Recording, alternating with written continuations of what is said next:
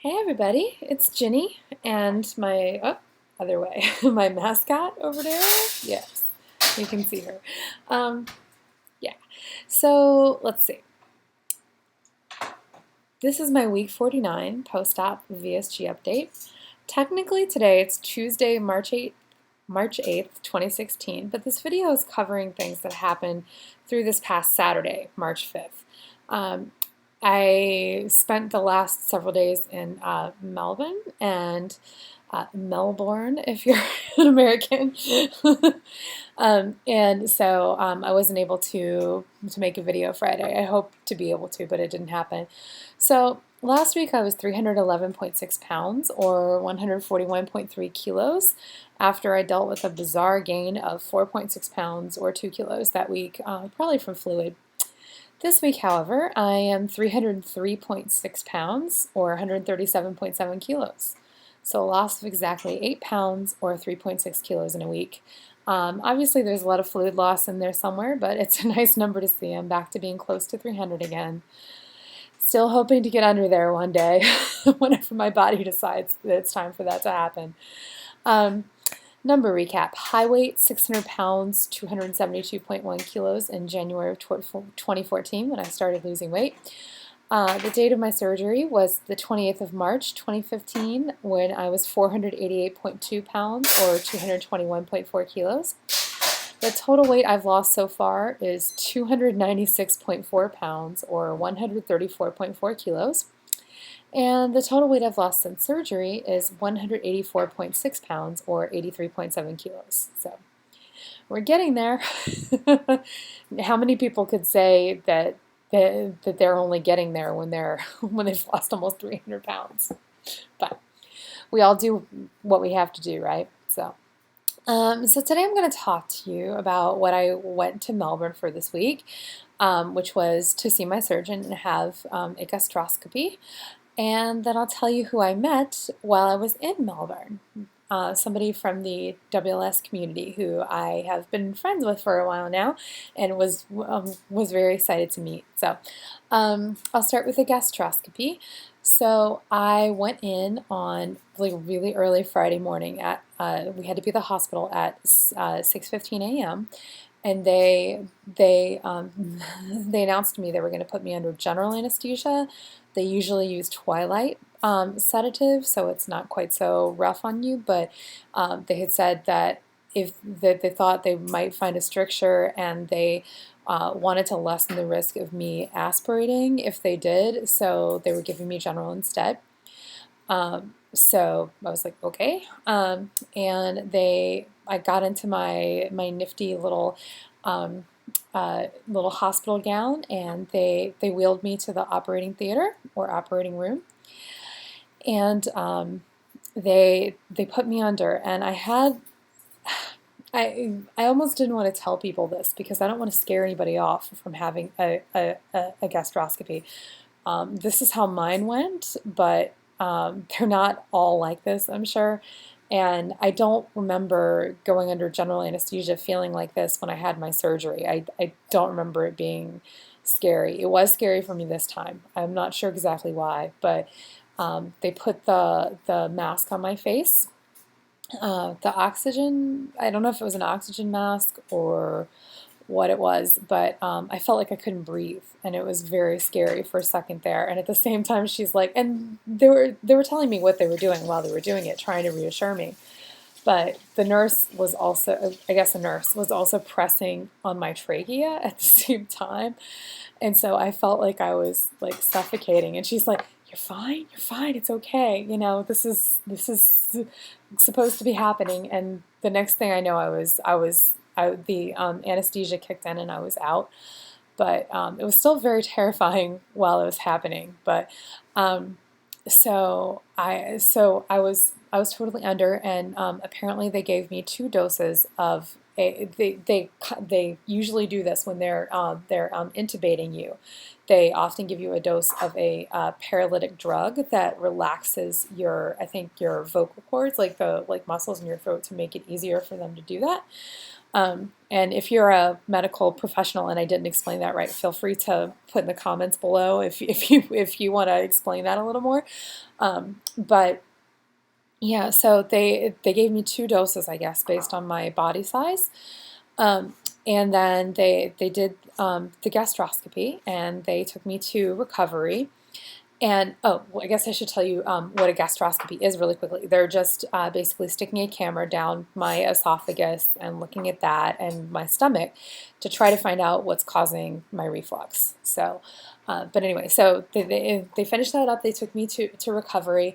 I came out, you know, relatively quickly. My oxygen levels were great. My blood pressure, my pulse, and all that were great. So they quickly took me back to my little private bed, and you know, and I swear it wasn't more than about 20 minutes when she came and said, you're fine, you can get dressed. There's a chair over here. We'll bring you tea and breakfast, and because of course I'd been fasting before this, and I felt fine. Like really quickly, I felt fine. I came out of the anesthesia easily and very well. So I went and had breakfast and waited for my surgeon. And when he finally came, he basically said to me, you have multiple infections in your esophagus that we didn't know were there, and that's probably what's causing your reflux symptoms. And that wasn't really what I was expecting, because the symptoms I've been having have been kind of textbook reflux. Basically, when I lie down at night, and I do use a bed wedge, so my head stays higher than the rest of me, and my chest as well. But I lie down, I strap on my CPAP. Many of you who have been overweight know what that's like. And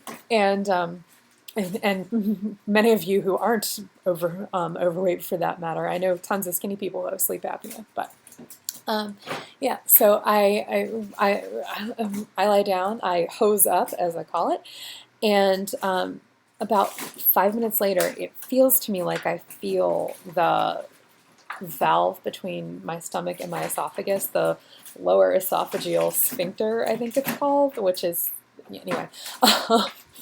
And I feel it open, and then gurgling starts, like really loud gurgling, and literally all night long I hear gurgling in my throat, in my esophagus, and in my stomach, and we're talking at least once a minute all night long.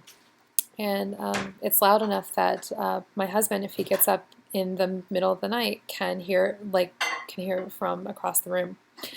So yeah, it's pretty bad, and I mean, it was causing me some serious nausea. I do have nausea when I wake up, but it's just a little bit. But until I got the bed wedge, I was so nauseous, nauseated, that if somebody woke me up in the middle of the night, I would actually have to go vomit. It was pretty bad. And I'm on 80 milligrams of Nexium a day, which is a lot of Nexium. So I really shouldn't be having reflux symptoms. So anyway, he came and told me that it was not reflux, that my symptoms are completely from the infections in my esophagus, and I think stomach as well, and that all I have to do is take this really easy medication for a while, and my symptoms should disappear. So I'm going to take them for a couple weeks, and we'll see. But like when he explained it to me, he wasn't totally clear, and he's a busy guy. He was in a hurry, but I didn't understand how the infections could cause symptoms that were so spot on for lower esophageal sphincter weakness and reflux and all that stuff. So we decided to keep the appointment we had already booked with him for the afternoon, because before, like, we had thought he wasn't going to get a chance to explain to me in the hospital. We thought we were going to have to go meet with him later. So we ended up going and meeting with him later anyway, and going, I'm sorry, but I still don't understand this, and how this is possible. And, I want to be totally clear on this before I go back to Sydney from Melbourne because, it's not like I can just pop in and see him anytime. And so fortunately, after we gave him a little bit of a nudge, he did explain it all fully. And he was actually very nice about it. And I actually said, I hope you don't feel like we just wasted your time making you explain it again and, differently. And which I shouldn't have said. I was standing up for myself and advocating for myself, and that's a good thing. And I shouldn't feel like I have to be like, oh, I hope I didn't waste your time. That's bad. But anyway, but he did say that, no, he was, happy that since we weren't clear on it, we'd come to ask questions about it.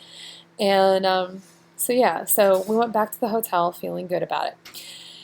And then I started feeling more and more muscle weakness and more sore muscles. Like that was at 3:30, and by the time we went to bed, I could barely walk. I was in so much pain. I couldn't walk. I couldn't lift a teacup. Like my jaw was so sore. I couldn't chew. Like I couldn't sit. I couldn't stand. Like when we went to bed, I couldn't roll over without just excruciating pain. And we probably should have gone to emergency, but we didn't.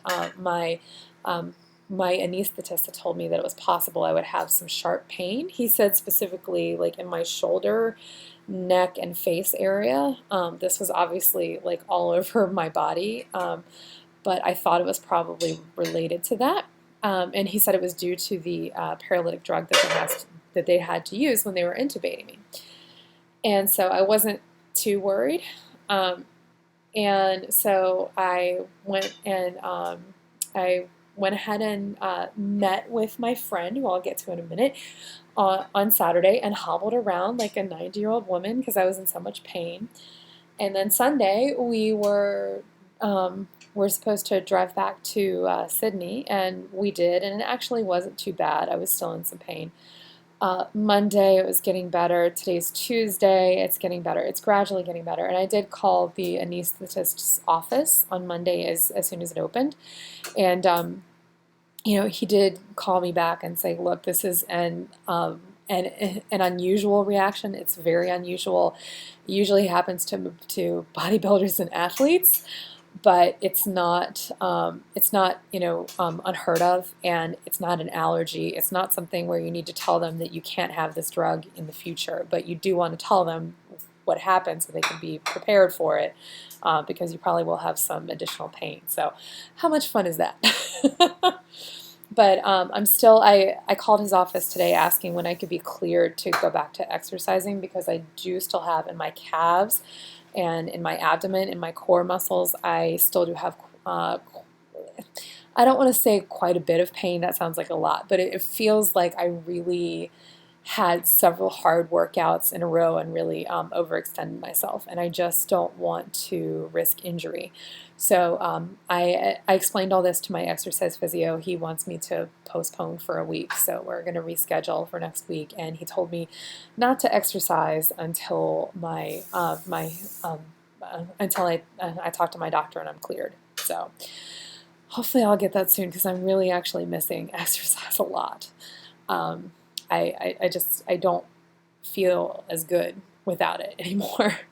So anyway, so that's how that went. I don't want to scare people off. Like having a gastroscopy, I'm sure, is usually much less difficult than that. I just am a special snowflake sometimes, and had a harder time than usual. So let me get to the fun part of the weekend, which was we saw a few friends while we were down there, and one of them was my WLS YouTube friend, I can't say that 3 times fast, AussieLightweightVSG, aka Liz. And you guys have heard me talk about finding Elizabeth on my channel before. This is a different Liz, but an equally awesome Liz. So this Liz, we went and picked her up at the train station and had lunch with her, and she stayed for a few hours. I did not want her to go home. She is an awesome lady. She is smart and she is funny, and she is just absolutely doing a great job at getting herself healthier. And it was just lovely talking to her. And if you aren't following her channel, I will link to it down below. So Liz, I miss you already. So let's see. So my usual Friday video this week, so the upcoming one, we'll talk about my experience meeting Rachel, aka Rock Create, yesterday. She is originally from Australia but lives in the UK now, but she happened to be here visiting family, so we got to meet up, and she's lovely. She's just one of those people that you meet and you feel like you've known them forever, She and Louie, I got to meet them both, since Louie's kind of a celebrity when he's in her videos, kind of a guest star.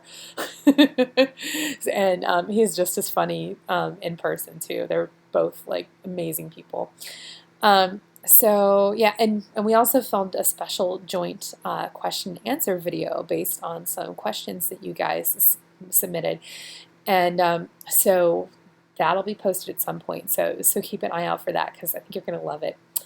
And yeah, and just a quick reminder that I'm going to be on the Naked Truth Sunday, March 27th at 5 p.m. Pacific Time, US, and Monday, March 28th at noon Australian Eastern Daylight Time, aka Sydney time. So if you haven't marked your calendar yet, go do it now. And I will put a link to the Naked Truth down below also. So anyway, that's it for this week, guys, and I'll see you. Well, I want to see you next week, but technically it's just in a few days. So I'll see you in a few days. Bye.